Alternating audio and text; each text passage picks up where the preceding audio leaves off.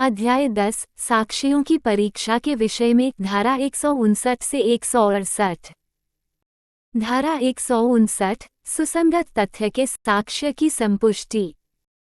जब कोई साक्षी सुसंगत तथ्य का साक्ष्य देता है तो उससे संबंधित अन्य परिस्थितियों के बारे में प्रश्न किया जा सकता है। यदि न्यायालय मानता है कि ये परिस्थितियां साक्ष्य को पुष्ट करेगी तो उनका साक्ष्य लिया जा सकता है। उदाहरण, यदि एक सह अपराधी लूट का वर्णन करता है तो वह लूट से संबंधित अन्य घटनाओं का भी उल्लेख कर सकता है जो उस स्थान पर हुई थीं। धारा 160 पूर्वतन कथन की संपुष्टि। किसी साक्षी के द्वारा उसी तथ्य से संबंधित पूर्व के कथन को साबित किया जा सकता है जो उस समय या आसपास किया गया था। धारा 161 साबित कथन के बारे में। यदि कोई कथन धारा 26 या 27 के अधीन साबित हो जाता है तो उस व्यक्ति की विश्वसनीयता को बढ़ाने या उसके खंडन के लिए सभी बातें साबित की जा सकती हैं। धारा 162 स्मृति ताजी करना। 1. साक्षी अपनी स्मृति को ताज़ा करने के लिए किसी लेख को देख सकता है जो उसने उस समय पढ़ा था। 2. यदि न्यायालय उचित समझे तो साक्षी दस्तावेज की प्रतिलिपि भी देख सकता है। धारा 163 दस्तावेज में वर्णित तथ्यों का साक्ष्य। साक्षी उस दस्तावेज में वर्णित तथ्यों का साक्ष्य दे सकता है भले ही उसे उन तथ्यों का सही स्मरण न हो।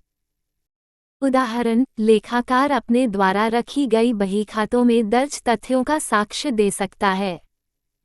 धारा 164 प्रतिपक्षी का अधिकार। प्रतिपक्षी को उन लेखों को देखने का अधिकार होगा जो साक्षी द्वारा प्रस्तुत किए गए हैं। धारा 165 दस्तावेजों का पेश किया जाना। 1.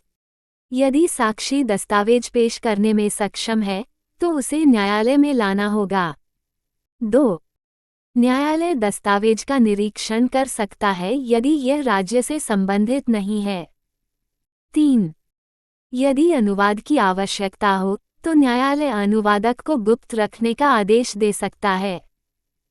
धारा 166 सूचना पर दस्तावेज का साक्ष्य। यदि कोई पक्षकार दस्तावेज पेश करने की सूचना देता है और वह दस्तावेज पेश नहीं किया जाता है तो उसे साक्ष्य के रूप में उपयोग नहीं किया जा सकेगा। धारा 167 दस्तावेज पेश करने से इनकार।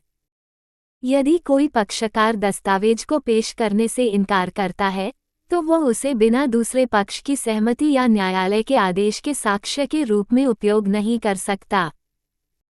उदाहरण, यदि क ने ख से दस्तावेज की मांग की और ख ने पेश करने से इनकार किया तो क उस दस्तावेज का द्वितीयक साक्ष्य नहीं दे सकता। धारा 168 न्यायाधीश की शक्ति। न्यायाधीश किसी भी साक्षी या पक्षकार से प्रश्न पूछ सकता है और दस्तावेज पेश करने का आदेश दे सकता है।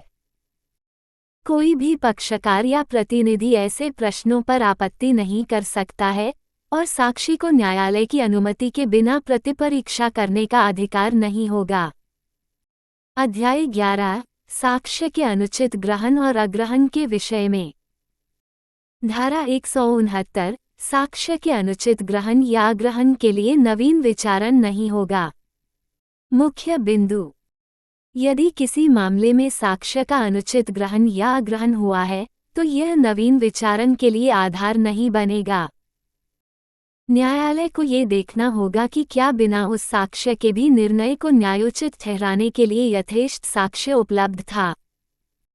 यदि अग्रहण किया गया साक्ष्य लिया गया होता तो भी निर्णय में कोई फेरफार नहीं होना चाहिए था। योजक चिन्ह योजक चिन्ह योजक चिन्ह। अध्याय 12 निरसन और व्यावृत्ति। धारा 170 निरसन और व्यावृत्ति। 1. भारतीय साक्ष्य अधिनियम 1872 को निरसित किया जाता है। 2. निरसन का प्रभाव। यदि इस अधिनियम के प्रवृत्त होने से पूर्व कोई आवेदन, विचारण, जांच, अन्वेषण, कार्यवाही या अपील लंबित है तो वह पूर्व में प्रवृत्त अधिनियम के उपबंधों के अधीन ही व्यावहारिक किया जाएगा। इसका अर्थ है कि नवीन अधिनियम के प्रवृत्त होने का कोई प्रभाव नहीं पड़ेगा और पुरानी प्रक्रियाएं उसी प्रकार जारी रहेंगी जैसे कि नया अधिनियम लागू नहीं हुआ हो।